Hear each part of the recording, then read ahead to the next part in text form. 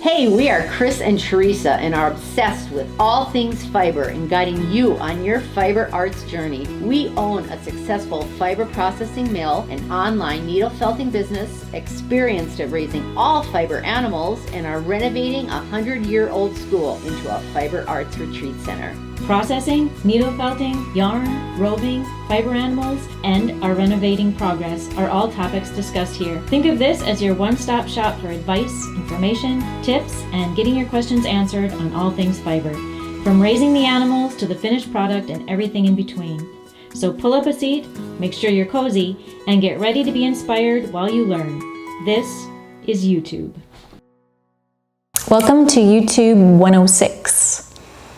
We're in Clink's room, which has really nice light and a beautiful brick wall. I suppose we could have opened the windows. Would that have been better light too? We can try it. We're still here. We tried the light change and it didn't nice. Work. It didn't work at all. Yes. Mm-hmm. Oh goodness. And we are just coming off the cusp of our first wedding here. And it was truly amazing. Mm-hmm. And it went off without a hitch. And yeah, the bride, the mother of the bride, wow, she rocked it. The decorations were absolutely amazing. And after that, she messaged us after that she was starting a business of decorating, of event decorating, for weddings. And man, she really did. It was so elegant, simple. It wasn't overdone. It was just, it was just perfect. So, Your Story event design, if you're in the area. Yeah. Out of Valley City. Yeah, she will do a very nice job for you. Yes, they did. Her and her partner did a beautiful job. Absolutely. Yeah, so that was fun to see it all decorated so well, and it's just timeless. Yeah. And everything went very well. It was a perfect day. Weather was nice. Good. It was a little warm. That would be the only complaint I think anyone would have had. Food was delicious. The decorations were wonderful. Yeah, they did the groomsmen supper here as well, which was amazing, absolutely amazing. And then all the books, the rooms were booked with the bridal party, and some of the other relatives were here, so that was pretty cool. That worked out really well. It was a success. We were happy. It was a little nervous. I think Libby was a little nervous, and we were all a little nervous, not knowing what to expect, how everything was going to go, and it all just went great. So we're excited we have another one this Saturday. We are now in front of Clink. We don't know if you can hear it, but we have a water feature in the corner. Yes. It's soothing. Yeah. Very soothing. We'll go sit in front of it. We'll move here in 5 minutes. I'm going to put the mic on it so you can hear the water. Yep. All right, last year we were in Montana, Teresa and I. We had a wonderful time at the Skelton Ranch, which is wonderful. Yeah. Where they raise livestock guardian dogs and sheep and cattle. And my son works there. And it's 9,000 acres? It's yes. A whole bunch of land. And we interviewed Steve Skelton, who raises the livestock guardian dogs, and he talked about them and their job there at the ranch, guarding the sheep from grizzly bears and any other type of coyote, wolf. Yeah, it would. If you have not heard his interview yet, it's really interesting, just on dogs in general. That he's so knowledgeable, and very very interesting. It's a must watch YouTube. Yeah, we went out there and played with puppies. Yep. And then we have a gaping hole picture. Yes, we do. So last year at this time, when you came in the school and went up the steps, instead of seeing a beautiful chandelier and the Statue of Liberty, you saw this. And now it's this.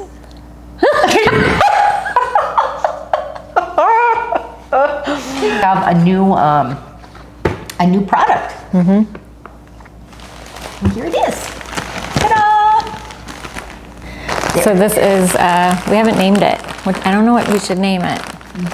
It's like a sampler, but not. It's all going to be different colors always. Yep. And what happens is when we dye, because we dye all our own yarn, or excuse me, all the wool for the kits. And sometimes because all the fleeces, we've talked about it, they're like children, and for some reason the dye takes differently. So it's just not quite the right color that we need for, you know, the wattle on the turkey or whatever it is. But it's still beautiful, a beautiful color and beautiful roving, and it's not one that we want to, you know, have in stock all the time.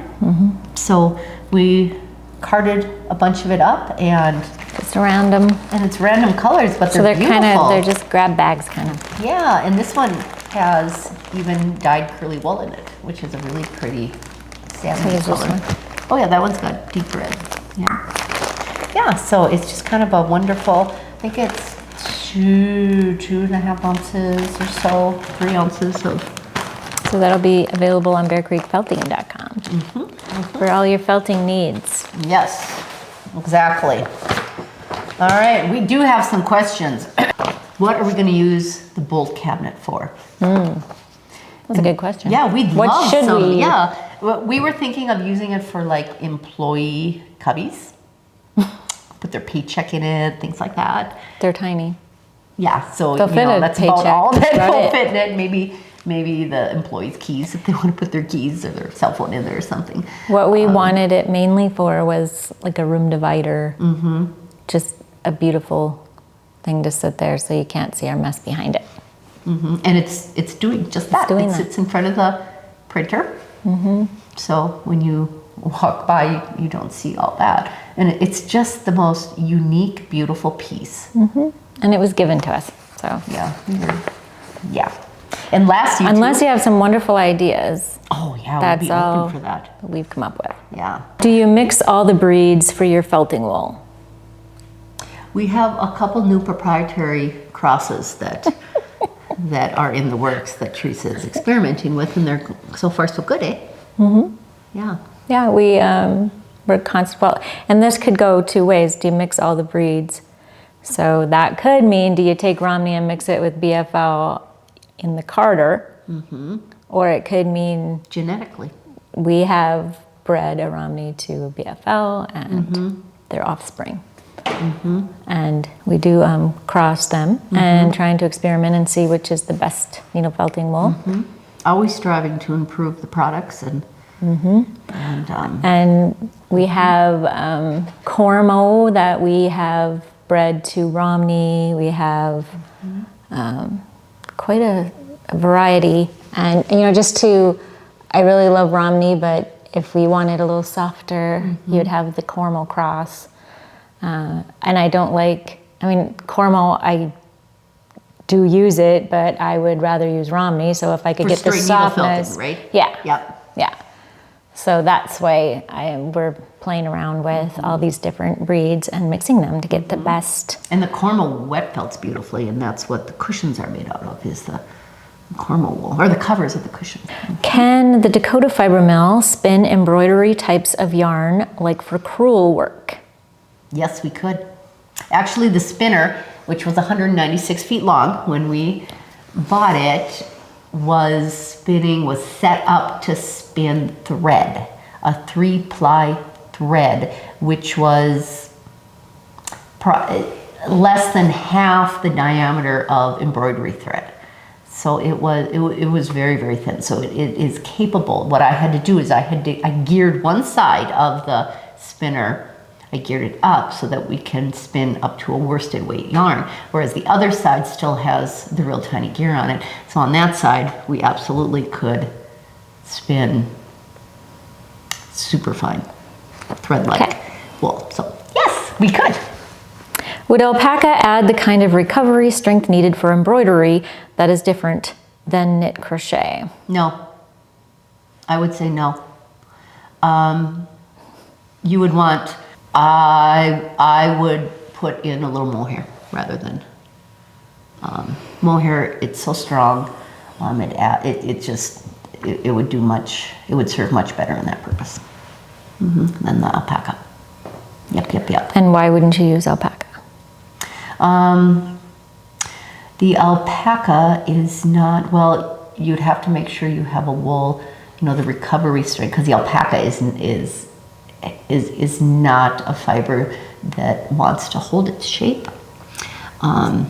So as far as the recovery shape, it's not going to aid in that. So, yeah. Any tips on unplying and respinning, replying yarn on a wheel? I get asked that actually quite a bit. Yeah. I know folks have taken fingering and plied it into a worsted. They've plied, but as far as unplying a given worsted, taking, like if it's a 3-ply, undoing that, And why would we be doing that? I'm not sure. Unplying, respinning. Yeah, so I mean, I've never been asked that. Yeah, I've been asked that if they don't like this, or they wanted something different, or they just for some reason want to start over. Can you unply that?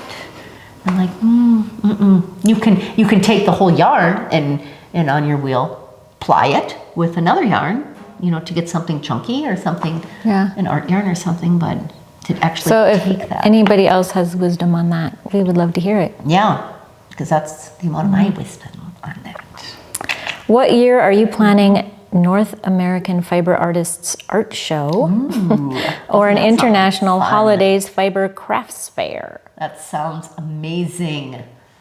And 2026 is what we came up with. Yeah, I mean, it's COVID is an issue. Yeah. We're not going to plan anything international. We're not going to plan anything to that magnitude at this point. It's just, there's a lot of our fiber folks that still don't want to travel, don't feel comfortable, and we get that. So no use planning something that Plus, we're still getting organized here, so it won't be for a while. Yeah. Yep. We will have Nome for the holidays, and there will be, I don't know, we haven't really talked about an artist's art show, a fiber artist's art show. But that would be fun as well. Yeah, we talked about that, I know, with Julie and Jeannie, kind of a higher class, with wine hors d'oeuvres, harp music in the background, that that whole type of atmosphere. That would be nice here. Would be super fun here. Super fun. Yeah. So that's in the works. Okay, so that's the end of our questions. Yeah. Here we are. We've moved again. We're still in Clink's room. Yep. Now we're facing the brick wall that we started at. So, and we have a nice 3-bowl sink back here. We're set up here for a little conference right now. class. Yeah, or that's tomorrow. An all-day conference is being held here tomorrow. And and then this can be converted into a classroom for dyeing. We have the sink here, or where the groomsmen get ready. Or yes, it can look amazing. It was really cool. Yeah. All right, so last week we have a prize winner. And the question was, how many breeds of sheep does Teresa have? And there was 2 that guessed the same amount. They both guessed 4, but they were the closest. And there's actually 6. And they are? BFL, which is Blue-Faced Leicester, Wensleydale, Cornwall, Romney, Corriedale, and CBM, which is California Variegated Mutant. Those are the 6 breeds we have right now. Correct. So, and there was 2, and we drew from them, and Shannon is the winner. Congratulations, Shannon. So you just need to contact us, bearcreekfelting.com. Just say you're the YouTube winner. Give us your shirt size. Yes. And next week's question. So Yes. last year at this time, we had a shocking experience. We did. And we caught it on camera. Yes. Can you tell us what that was? Yes. Okay, so we're open every Thursday, Thirsty Thursday from 5 to 9, and we serve pizzas, homemade pizzas, and appetizers, and they're always, everybody loves them. The sheep needle felting class is coming up on August 23rd. That's in the evening. We're having dinner August 27th. All these tickets you can find on nomeschoolhouse.com. Myrna's retreat is August 29th through September 4th, and there's a snowman needle felting class Monday, August 30th. We have a hand felted hats retreat coming up in September 24th through the 26th, a basket weaving retreat in October, needle felting retreat in October, and a taste of fiber retreat in November. Thank you for watching. God bless you, and That's all,